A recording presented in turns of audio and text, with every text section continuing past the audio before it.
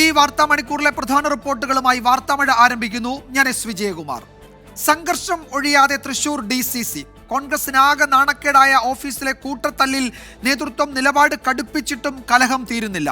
ദേശീയ നേതൃത്വത്തിന്റെ നിർദ്ദേശപ്രകാരം രാജിവെക്കാനായി DCC പ്രസിഡന്റ് ജോസ് വള്ളൂരും UDF ജില്ലാ ചെയർമാൻ MB വിൻസെന്റും എത്തിയപ്പോൾ വീണ്ടും തർക്കമുണ്ടായി. ജോസ് വള്ളൂർ രാജിവെക്കേണ്ടെന്ന ആവശ്യവുമായി ഒരു വിഭാഗം പ്രവർത്തകർ പ്രതിഷേധിച്ചതോടെയാണ് DCC ഓഫീസിൽ കയ്യേറ്റവും വാക്കുതർക്കവും ഉണ്ടായത്. ആ ദൃശ്യങ്ങളിലേക്ക് ആദ്യം.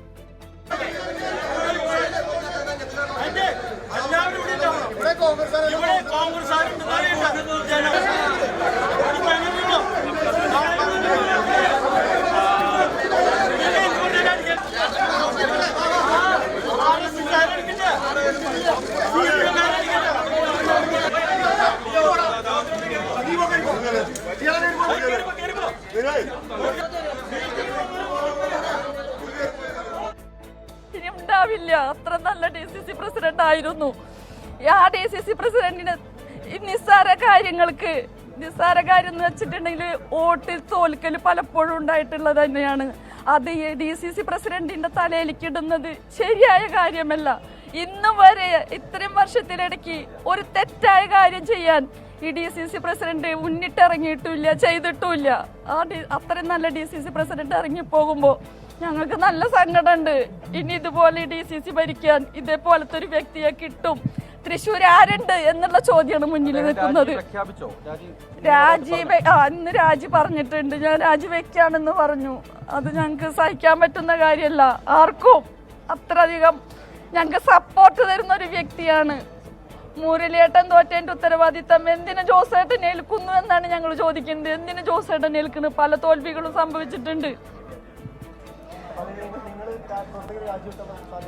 ഞങ്ങള് പ്രവർത്തകരെ രാജിവെക്കാൻ ആള് സമ്മതിക്കില്ല. ആള് ഞങ്ങൾക്ക് ഇപ്പോഴും തന്ന നിർദ്ദേശം ശക്തമായി നിങ്ങൾ പാർട്ടിയിൽ മുന്നിട്ടിറങ്ങണം, ഞാനും നിങ്ങളുടെ ഒപ്പം ഉണ്ടാവും എന്നാണ് ആള് പറഞ്ഞിട്ടുള്ളത്. ആൾ ഒരിക്കലും നമ്മളെ പാർട്ടിയിൽ നിന്ന് പിന്നോട്ട് പോവാൻ അനുവദിക്കുന്ന ഒരു വ്യക്തിയല്ല. സുരേഷ് സജി വിവരങ്ങൾ നൽകും തൃശ്ശൂരിൽ നിന്ന്. തൃശ്ശൂർ DCC പ്രസിഡന്റ് രാജി സമർപ്പിച്ചു എന്ന വിവരം ഇപ്പോൾ പുതുതായി വരുന്നുണ്ടും. സൂരജ്, എന്തൊക്കെയാണ് വിശദാംശങ്ങൾ? ഈ രാവിലെ അവിടെ നടന്നത് രാജിവെക്കാനെത്തിയ ഈ രണ്ട് നേതാക്കളെ, DCC പ്രസിഡന്റിനെയും ജില്ലാ UDF ചെയർമാനെയും അതിൽ നിന്ന് പിന്തിരിപ്പിക്കാനാണ് ഒരു വിഭാഗം പ്രവർത്തകർ അവിടെ എത്തിയത്.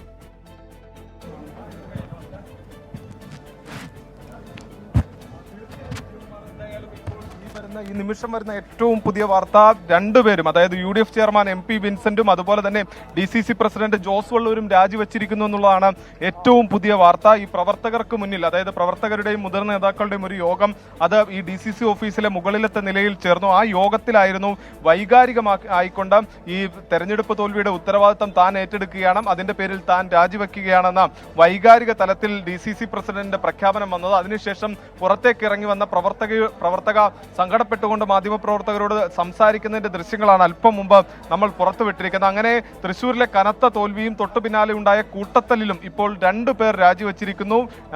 DCCയുടെ പ്രസിഡന്റായിട്ടുള്ള ജോസ് വള്ളൂർ, അതുപോലെ തന്നെ UDFന്റെ ജില്ലാ ചെയർമാനായിട്ടുള്ള MP വിൻസെന്റ് എന്നിവരാണ് രാജിവെച്ചിരിക്കുന്നത്. ദേശീയ നേതൃത്വത്തിന്റെ അടക്കം കർശന താക്കീത് വന്നതിന് തൊട്ടു പിന്നാലെയാണ് ഇരുവരുടെയും രാജി. കഴിഞ്ഞ 2 ദിവസങ്ങളിലായി രാജി ഒഴിവാക്കുന്നതിന് വേണ്ടി ഇരു നേതാക്കളും വലിയ ശ്രമങ്ങൾ നടത്തിയിരുന്നു. MP വിൻസെന്റ് ആകട്ടെ K മുരളീധരനെ കൊണ്ട് തന്നെ ഈ രാജി ഒഴിവാക്കണമെന്ന ആവശ്യവുമായി ബന്ധപ്പെട്ടുകൊണ്ട് നേതൃത്വവുമായി സംസാരിച്ചിരുന്നു. പക്ഷേ നേതൃത്വം ഒരു തരത്തിലും വഴങ്ങാത്തൊരു സാഹചര്യമായിരുന്നു. KPCC പ്രസിഡന്റും പ്രതിപക്ഷ നേതാവും ഇടയ്ക്ക് അയഞ്ഞെങ്കിൽ പോലും ദേശീയ നേതൃത്വത്തിന്റെ ഉറച്ച നിലപാട് ഇരുവർക്കും തിരിച്ചടിയായി. ഇന്ന് രാവിലെക്കുള്ളിൽ രാജിവെക്കണമെന്നൊരു അന്ത്യശാസനം അത് പാർട്ടി നേതൃത്വം നൽകിയിരുന്നു. രാജിവെച്ചില്ലെങ്കിൽ പാർട്ടിയിൽ നിന്ന് പുറത്താക്കും. അങ്ങനെ പാർട്ടിയിൽ നിന്ന് പുറത്താക്കുന്ന ഒരു സാഹചര്യം ഉണ്ടായാൽ ഇരുവർക്കും, പ്രത്യേകിച്ച് പാർട്ടിക്കും അതോടൊപ്പം തന്നെ ഇരുവർക്കും വലിയ രീതിയിൽ ദോഷം ചെയ്യും. അതുകൊണ്ട് തന്നെ ഇരു വിഭാഗത്തിനും ദോഷകരമല്ലാത്ത രീതിയിൽ രാജി പ്രഖ്യാപിക്കണം എന്നുള്ളതായിരുന്നു മുതിർന്ന നേതാക്കൾ ഉൾപ്പെടെ അറിയിച്ചത്.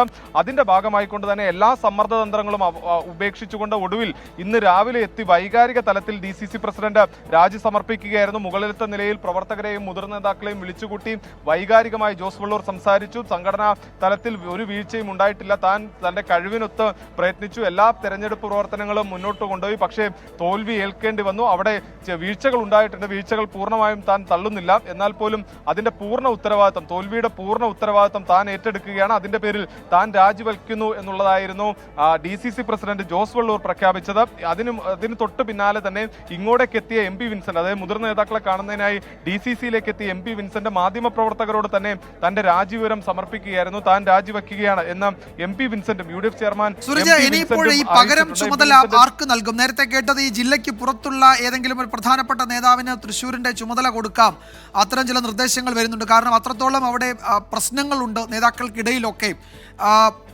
മൂന്നാം സ്ഥാനത്തേക്ക് ആയി പോയി എന്നതൊക്കെ വലിയ തിരിച്ചടിയാണ്. പാർട്ടി വോട്ടുകൾ, കോൺഗ്രസ് വോട്ടുകൾ ആകെ BJPയിലേക്ക് വലിയ തോതിൽ പോയി. അപ്പോൾ അതിൻ്റെ സംഘടന, അവിടെ പുനഃസംഘടനയൊക്കെ വേണ്ടി വരും. അപ്പോൾ ജില്ലയ്ക്ക് പുറത്തുള്ള ഏതെങ്കിലും ഒരു പ്രധാനപ്പെട്ട നേതാവിന് DCC പ്രസിഡന്റിന് ചാർജ് കൊടുക്കുമെന്നൊക്കെ കേട്ടിരുന്നു. ആരായിരിക്കും ആ സാധ്യത പട്ടികയിലുള്ളത് ഇപ്പോൾ? വിജയകുമാർ, നിലവിൽ ഈ പാലക്കാട് MP ആയിട്ടുള്ള VK ശ്രീകണ്ഠൻ തന്നെയായിരിക്കും DCC പ്രസിഡന്റിന്റെ താൽക്കാലിക ചുമതലയിലേക്ക് എത്തുക. VK ശ്രീകണ്ഠനുമായി ഇതിനോടകം തന്നെ ദേശീയ നേതൃത്വം തന്നെ ഇത് സംബന്ധിച്ച സന്നദ്ധത അറിയിക്കുന്നതിന് വേണ്ടി സന്നദ്ധ സംബന്ധിച്ച വിവരങ്ങൾ ആരാഞ്ഞിരുന്നു. ആ സമയത്ത് VK ശ്രീകണ്ഠൻ താൻ ഏറ്റെടുക്കുന്നതിന് സന്നദ്ധനാണ് എന്ന വിവരം ദേശീയ നേതൃത്വത്തിന് കൈമാറുകയും ചെയ്തു. പക്ഷേ അല്പസമയം മുമ്പ് വരെ, അതായത് ഒരു 11 മണിക്ക് മുമ്പ് നമ്മൾ VK ശ്രീകണ്ഠനുമായി ബന്ധപ്പെട്ടിരുന്നു. പക്ഷേ അത്തരത്തിൽ ഈ ചുമതല ഏറ്റെടുക്കുന്നത് സംബന്ധിച്ച് VK ശ്രീകണ്ഠന് ഒരു അറിയിപ്പും ലഭിച്ചിട്ടുണ്ടായിരുന്നു. കാരണം എന്തെന്ന് വെച്ച് കഴിഞ്ഞാൽ ഇതുവരെയും ഈ ജോസ് വള്ളൂർ രാജിവെക്കാത്തതും ഈ രാജിയിൽ ഒരു അനിശ്ചിതത്വം തുടർന്നതുമാണ് VK ശ്രീകണ്ഠന് ഈ താൽക്കാലിക ചുമതല ഏറ്റെടുക്കുന്നത് സംബന്ധിച്ച് ദേശീയ നേതൃത്വത്തിൽ നിന്ന് അറിയിപ്പ് ലഭിക്കാതിരിക്കാൻ ഇടയാക്കിയത്. എന്തായാലും ജോസ് വള്ളൂർ രാജിവെച്ച പശ്ചാത്തലത്തിൽ അധികം വൈകാതെ തന്നെ ഈ VK ശ്രീകണ്ഠന് ഈ തൃശൂർ DCCയുടെ താൽക്കാലിക ചുമതല ഏറ്റെടുക്കുന്നത് സംബന്ധിച്ചുള്ള അറിയിപ്പ്, നിർദ്ദേശം ലഭിക്കും എന്നുള്ളതാണ് കരുതുന്നത്. അങ്ങനെയെങ്കിൽ തൃശൂർ DCCയുടെ ചുമതലക്കാരനായി VK ശ്രീകണ്ഠൻ എത്തും. പക്ഷേ എന്നാൽ പോലും വലിയൊരു പ്രതിസന്ധി ഈ VK ശ്രീകണ്ഠനെയും കാത്തിരിക്കുന്നു എന്നുള്ളതാണ്. കാരണം ചേരിതിരിഞ്ഞ് ഏറ്റുമുട്ടിയ പ്രവർത്തകരെ ഒന്നിച്ചു നിർത്തിക്കൊണ്ട് ഈ സംഘടനയെ തൃശ്ശൂരിൽ കെട്ടിപ്പടുക്കുക എന്നൊരു വലിയ ദൗത്യം അത് VK ശ്രീകണ്ഠന് മുന്നിലുണ്ട്. അത്തരത്തിൽ ഈ സംഘടനയെ കെട്ടുറപ്പോടുകൂടി മുന്നോട്ട് നയിക്കേണ്ട ഒരു സാഹചര്യമുണ്ട്. പ്രത്യേകിച്ച് ഒരു കാലത്ത് കോൺഗ്രസിന്റെ ഉരുക്കുകോട്ടയായിരുന്ന തൃശ്ശൂരിൽ ഇടതുമുന്നണി വേരുറപ്പിക്കുന്നു, അവിടെ നിന്ന് ഇപ്പോൾ BJP വേരുറപ്പിക്കുന്നു. മൂന്നാം സ്ഥാനത്തേക്ക് ഈ സംഘടന തകർന്നടിയുന്ന ഒരു സാഹചര്യമുണ്ട്. അതോടൊപ്പം തന്നെ പ്രവർത്തകർ ചിഹ്ന ഭിന്നമായി പ്രതിപക്ഷ നേതാവ് മാധ്യമങ്ങളെ കാണുന്നു. യോഗം വിളിച്ചത് ടൂറിസം വകുപ്പാണ്. ഞങ്ങളുടെ പ്രധാനപ്പെട്ട ചോദ്യം, അബ്കാരി പോളിസിയിൽ മദ്യനയത്തിൽ മാറ്റം വരുത്തുന്നതിന് യോഗം വിളിക്കാൻ ടൂറിസം വകുപ്പിന് എന്ത് അധികാരം എന്നതാണ് ഞങ്ങൾ ഉയർത്തിയ ഏറ്റവും പ്രധാനപ്പെട്ട ചോദ്യങ്ങൾ. അതിന് ദുർബലമായ മറുപടിയാണ് ആ മന്ത്രിമാർ രണ്ടുപേരും നൽകിയത്. അപ്പോൾ എക്സൈസ് വകുപ്പിനെ ടൂറിസം വകുപ്പ് ഹൈജാക്ക് ചെയ്തിരിക്കുകയും ഈ മദ്യവുമായി ബന്ധപ്പെട്ട പോളിസിയിൽ മാറ്റം വരുത്തി കൊടുക്കാം എന്ന് ബാർ ഉടമകൾക്ക് ഉറപ്പ് നൽകുകയും ചെയ്തു. അതുകൊണ്ടാണ് തെരഞ്ഞെടുപ്പ് കഴിഞ്ഞിട്ട് ബാർ ഉടമകൾ പണം കൊടുത്താൽ മാത്രമേ ഈ കാര്യം നടക്കേയുള്ളൂ എന്ന് തീരുമാനം എടുത്തുകൊണ്ട് പണം കൊടുത്തില്ലെങ്കിൽ ഈ തെരഞ്ഞെടുപ്പ് കഴിഞ്ഞാൽ ഈ കോഡ് ഓഫ് കോണ്ടക്ട്, പെരുമാറ്റച്ചട്ടം മാറിയാൽ മദ്യനയത്തിലെ ഈ മാറ്റങ്ങൾ വരുത്തി കൊടുക്കാമെന്ന ഉറപ്പ് കൊടുക്കാൻ വേണ്ടിയിട്ടാണ് ഈ പണപ്പിരിവ് നടത്തിയത് എന്ന് വ്യക്തമായിരിക്കുകയാണ്. ഇക്കാര്യത്തിൽ സഭയ്ക്കകത്തും പുറത്തും അതിശക്തമായ നിലപാടെടുത്തുകൊണ്ടാണ് പ്രതിപക്ഷം മുന്നോട്ട് നീങ്ങുന്നത്. ഒരു വിട്ടുവീഴ്ചയും ഇക്കാര്യത്തിലില്ല. മന്ത്രി കൊടുത്ത പരാതിയിൽ അന്വേഷണം നടക്കുന്നുണ്ട് എന്നാണ് മുഖ്യമന്ത്രി പറഞ്ഞത്. മന്ത്രി കൊടുത്ത പരാതി എന്താണെന്നറിയാം. പ്രതിയാകേണ്ട ആളാണ് മന്ത്രി. പ്രതിയാകേണ്ട ആൾ കൊടുത്ത പരാതിയിൽ എന്താ അന്വേഷണം നടക്കുന്നത്? അവിടെ എങ്ങനെയാണ് ഇങ്ങനെ ഒരു പണപ്പിരിവ് നടക്കുന്നത് എന്നതിനെ കുറിച്ചാണ് അന്വേഷിക്കുന്നത്. അത് കാപട്യമാണ്. അത് യഥാർത്ഥത്തിലുള്ള ഗൂഢാലോചന, ക്രിമിനൽ ഗൂഢാലോചന ഇക്കാര്യത്തിൽ നടന്നിട്ടുണ്ട്. ടൂറിസം വകുപ്പിന്റെ യോഗം നടക്കുന്നത് 21-ാം തീയതിയാണ്. 23-ാം തീയതി തന്നെ ബാർ ഉടമകളുടെ യോഗം എറണാകുളത്ത് ചേരുകയാണ്. അപ്പോ യോഗം ചേർന്ന് പണം കൊടുത്താൽ ഈ പെരുമാറ്റച്ചട്ടം മാറിക്കഴിയുമ്പോൾ അബ്കാരി നയത്തിൽ, മദ്യനയത്തിൽ മാറ്റം വരുത്തി കൊടുക്കാം എന്ന് ഉറപ്പ് കൊടുത്തിട്ടുണ്ട്. അപ്പൊ മന്ത്രിമാരും ഉദ്യോഗസ്ഥന്മാരും ബാർ ഉടമകളും തമ്മിലുള്ള ഒരു ഗൂഢാലോചനയാണ് ഇവിടെ നടന്നിട്ടുള്ളത് എന്ന് വളരെ വ്യക്തമാണ്. കൃത്യമായ തെളിവുകളാണ്. ഇതിനു മുൻപ് ബാർ കോഴ വിവാദമുണ്ടായ കാലത്ത് ശ്രീ KM മാണിക്കെതിരെ അന്നത്തെ പ്രതിപക്ഷ നേതാവ് ശ്രീ അച്യുതാനന്ദൻ നടത്തിയ പ്രസംഗം, ശ്രീ കോടിയേരി ബാലകൃഷ്ണൻ നടത്തിയ പ്രസംഗം, അന്നത്തെ പാർട്ടി സെക്രട്ടറിയായ ശ്രീ പിണറായി വിജയൻ ഇട്ട ഫേസ്ബുക്ക് പോസ്റ്റ് എല്ലാം ഇപ്പോഴത്തെ അന്തരീക്ഷത്തിന് യോജിക്കുന്ന കാര്യങ്ങൾ തന്നെയാണ്. ഇപ്പൊ പ്രതിപക്ഷം പറയുന്ന അതേ കാര്യങ്ങൾ ആണ് അവർ പറയുന്നത്. കൃത്യമായ തെളിവുകൾ ബാർ ഉടമ തന്നെ വന്നിരിക്കുകയാണ്. അന്ന് ശ്രീ BS അച്യുതാനന്ദൻ ഞാൻ ബന്ധപ്പെട്ട ഉദ്യോഗസ്ഥന്മാർക്ക് ഈ കാര്യത്തിൽ പരാതി കൊടുത്തിട്ടുണ്ട്. ആ പരാതിയിൽ നേരത്തെ പറഞ്ഞതുപോലെ അഴിമതി നിരോധന നിയമത്തിന്റെ വകുപ്പുകൾ ഉപയോഗിച്ചുകൊണ്ട് FIR ഇട്ട് കേസെടുക്കണം. ജുഡീഷ്യൽ അന്വേഷണം, വിപുലമായ ജുഡീഷ്യൽ അന്വേഷണവും ഇക്കാര്യത്തിൽ വേണ്ടതാണ്. നിയമസഭയിൽ പ്രതിപക്ഷം ബാർ കോഴ വിവാദമാണ് ഉന്നയിച്ചത്. ആ വിഷയത്തിൽ സർക്കാരിന്റെ വിശദീകരണം തൃപ്തികരമല്ലാത്തതുകൊണ്ട് സഭ വിട്ടിറങ്ങിയ പ്രതിപക്ഷം മാധ്യമങ്ങളെ കാണുകയായിരുന്നു. ഇക്കാര്യത്തിൽ അഴിമതി നിരോധന നിയമപ്രകാരം കേസെടുത്ത് അന്വേഷിക്കാൻ സർക്കാരിന് ധൈര്യമുണ്ടോ എന്നാണ് പ്രതിപക്ഷ നേതാവ് സർക്കാരിനെ വെല്ലുവിളിക്കുന്നത്. മറ്റൊരു പ്രധാന റിപ്പോർട്ടിലേക്ക് വാർത്താമഴ കടക്കുകയാണ്. സിനിമയിൽ അഭിനയിക്കാൻ മന്ത്രിസ്ഥാനത്ത് നിന്ന് ഒഴിവാക്കണമെന്ന നിലപാടെടുത്ത സുരേഷ് ഗോപിയെ അനുനയിപ്പിക്കാൻ കേരള നേതാക്കൾ. PK Krishnadas, MT Ramesh, B Gopalakrishnan അടക്കമുള്ള നേതാക്കൾ സുരേഷ് ഗോപിയുമായി കൂടിക്കാഴ്ച നടത്തുകയാണ്. സുരേഷ് ഗോപി സ്ഥാനമൊഴിയുന്നത് ഊഹാപോഹമാണെന്നും സംസ്ഥാന അധ്യക്ഷ സ്ഥാനത്ത് താൻ തന്നെ തുടരുമെന്നും K സുരേന്ദ്രൻ പറഞ്ഞു. നിങ്ങൾ ഇന്ന് സംസ്ഥാന പ്രസിഡന്റ് ചുമതല ഒഴിയും, ഞാൻ അതിനുവേണ്ടി നിൽക്കുക. 5 മണിക്ക് മുമ്പ് ചുമതല നിങ്ങളെ ഏൽപ്പിക്കാൻ. ഇതുപോലത്തെ വ്യാജ വാർത്തകളല്ലേ നിങ്ങൾ ഓരോ ദിവസവും പടച്ചുവിടുന്നത്? ഈ വ്യാജ വാർത്തകൾ വെച്ചിട്ട് അതിന് ഞാൻ മറുപടി പറയണമെന്ന് പറഞ്ഞു കഴിഞ്ഞാൽ നിങ്ങൾക്കൊന്നും കാര്യം ഇതുവരെ പിടികിട്ടിയിട്ടില്ല. അതേസമയം സുരേഷ് ഗോപിയുടെ മന്ത്രി പദവി NSSന് അംഗീകാരമാണെന്ന് പറയുന്നില്ലെന്ന് NSS general secretary G Sukumaran Nair പറഞ്ഞു. സുരേഷ് ഗോപിയുടെ മന്ത്രിസ്ഥാനത്തിനായി NSS മധ്യസ്ഥത വഹിച്ചിട്ടില്ല. 2 കേന്ദ്രമന്ത്രിമാരെ കേരളത്തിന് ലഭിച്ചതിൽ സന്തോഷമുണ്ടെന്നും G സുകുമാരൻ നായർ പറഞ്ഞു. മന്ത്രിസ്ഥാനം 2 നമ്മുടെ സംസ്ഥാനത്തിന് കിട്ടിയത്, കേരളത്തിന് കിട്ടിയത് സന്തോഷമുണ്ട്. അത് അവരെ അഭിനന്ദിക്കാനും എനിക്ക് താല്പര്യമുണ്ട്.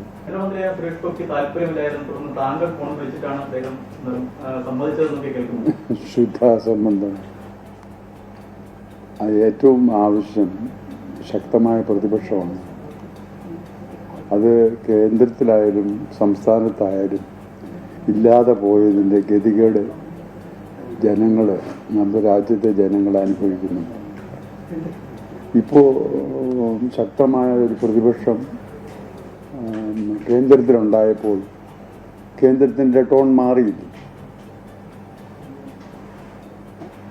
എന്ന് പറഞ്ഞതുപോലെ കേരളത്തിലും ജനങ്ങൾക്ക് വളരെ അപ്രീതിയുണ്ട്. നിതിൻ അംബുജൻ ഡൽഹിയിൽ നിന്ന് വിശദാംശങ്ങളുമായി ചേരുന്നു. നിതിൻ, സുരേഷ് ഗോപിയെ അനുനയിപ്പിക്കാനുള്ള നീക്കങ്ങൾ നടക്കുന്നു. കേരളത്തിലെ നേതാക്കൾ തന്നെ അദ്ദേഹവുമായി സംസാരിക്കുന്നു എന്ന റിപ്പോർട്ടുകൾ വരുന്നുണ്ട്. ഈ ക്യാബിനറ്റ് പദവി ലഭിക്കാത്തതിലുള്ള അതൃപ്തിയാണോ അതോ സിനിമാഭിനയത്തിന് സമയം കിട്ടേണ്ടതുകൊണ്ട് തൃശ്ശൂരിൽ തുടരാൻ അനുവദിക്കണം? എന്താണ് സുരേഷ് ഗോപി ഒരു പ്രശ്നമായി കേന്ദ്ര BJP ഘടകത്തോട് പറയുന്നത് ഇപ്പോൾ?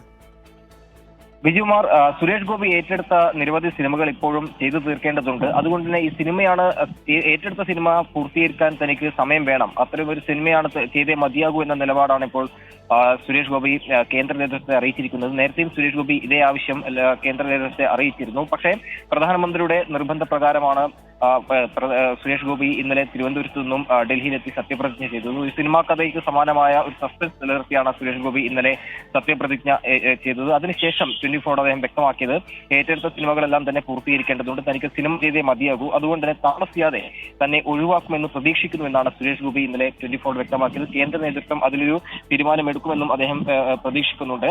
MP എന്ന നിലയിൽ തൃശ്ശൂരിൽ മികച്ച പ്രകടനം കാഴ്ചവെക്കാൻ സാധിക്കും എന്നാണ് അദ്ദേഹം വ്യക്തമാക്കിയത്. തനിക്ക് കേന്ദ്രമന്ത്രി സ്ഥാനം വേണ്ട എന്നാണ് താൻ പറഞ്ഞതെന്നാണ് സുരേഷ് ഗോപി ഇപ്പോൾ അറിയിച്ചിരിക്കുന്നത്. എന്തായാലും സുരേഷ് ഗോപി ഈ പ്രതികരണം നൽകിയതിന് പിന്നാലെ തന്നെ കേരളത്തിലെ മുതിർന്ന നേതാക്കൾ നടത്തുന്നത് സുരേഷ് ഗോപിയുമായി കൂടിക്കാഴ്ച നടത്തുന്നുണ്ട്.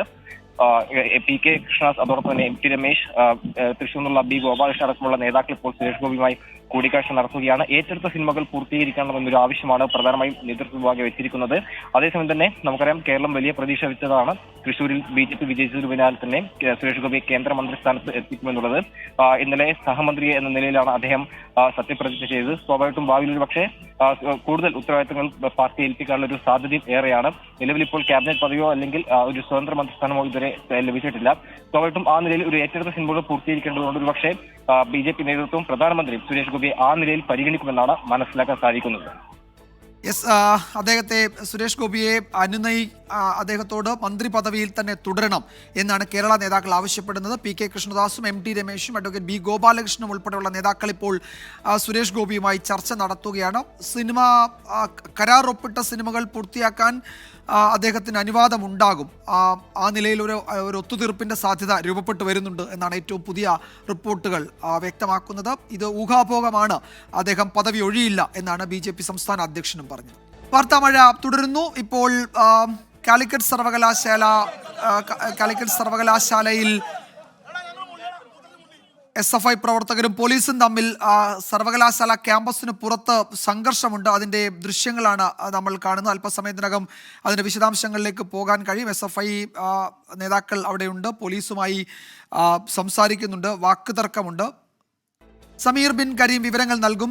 സമീർ, എന്താണ് അവിടെ പ്രശ്നം? പോലീസുമായി ഒരു വാക്കുതർക്കത്തിലേക്ക് SFIയുടെ നേതാക്കൾ മാറിയിട്ടുണ്ട്. അവിടെ എന്താണ് പ്രശ്നം?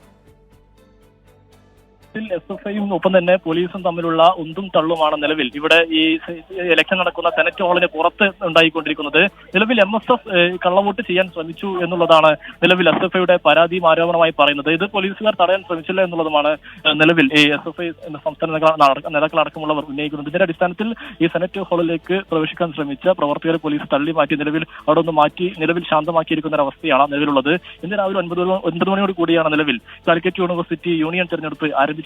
കനത്ത പോലീസ് സുരക്ഷയിലാണ് തിരഞ്ഞെടുപ്പ് പുരോഗമിച്ചുകൊണ്ടിരിക്കുന്നത്. ഹൈക്കോടതി നിർദ്ദേശത്തെ തുടർന്നാണ് 500-ലധികം പോലീസുകാർ നിലവിൽ ഇവിടെ സുരക്ഷ ഒരുക്കിയിരിക്കുന്നത്. ഏതായാലും തിരഞ്ഞെടുപ്പ് അവസാന ഘട്ടത്തിലേക്ക് എത്തിയിരിക്കുകയാണ്. ഏതാണ്ട് 1 മണിക്കൂറകം തന്നെ ഈ തിരഞ്ഞെടുപ്പ് വോട്ടെടുപ്പ് പൂർത്തിയാകുമെന്നുള്ളതാണ് മനസ്സിലാക്കാൻ കഴിയുന്നത്. ഇതിനുശേഷം 2 മണിയോട് കൂടെ തന്നെ വോട്ടെണ്ണൽ ആരംഭിച്ച് ഉടൻ തന്നെ ഈ ഫലപ്രഖ്യാപനം നടത്താനാണ് നിലവിൽ ഉദ്യോഗസ്ഥരുടെ തീരുമാനം. 500ഓളം UUC-മാരാണ് നിലവിൽ വോട്ട് ചെയ്യാനായി എത്തിയിരിക്കുന്നത്. 200-ലധികം UUC-മാർ തങ്ങൾക്കുണ്ട് എന്നതാണ് SFIയുടെ അവകാശവാദം. സമാനമായ രീതിയിൽ MSF-ഉം 200-ലധികം UUC-മാരുണ്ട് എന്ന് പറയുന്നു. ഒപ്പം തന്നെ KSU 40-ലധികം UUC-മാർ KSU ഉണ്ട്. ഏതായാലും വളരെ ശക്തമായ ഒരു മത്സരം നടക്കുന്ന സാഹചര്യത്തിൽ അവയെല്ലാം തന്നെ ഇവിടെ ഈ വോട്ടെടുപ്പിലും പ്രകടമാണ് എന്നുള്ളതാണ്. വിജയകുമാർ.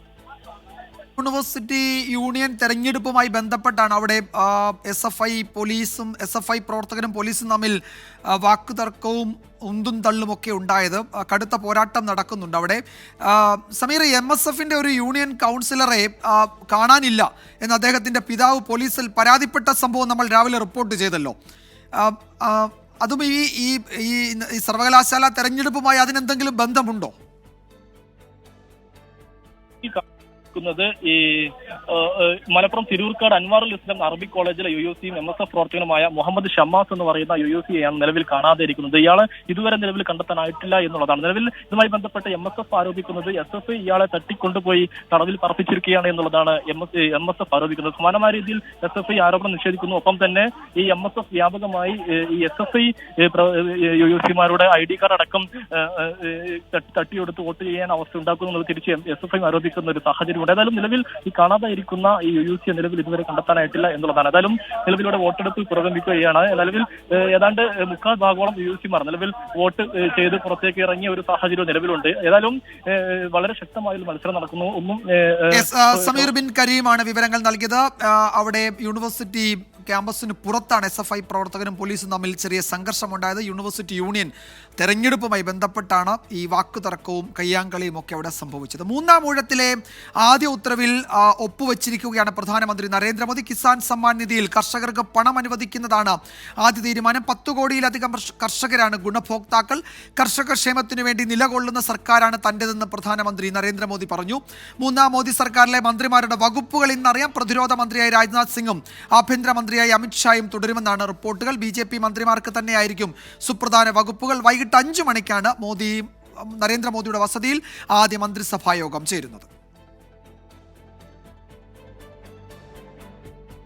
റിപ്പോർട്ടോടെ വാർത്താമഴ അവസാനിക്കുന്നു.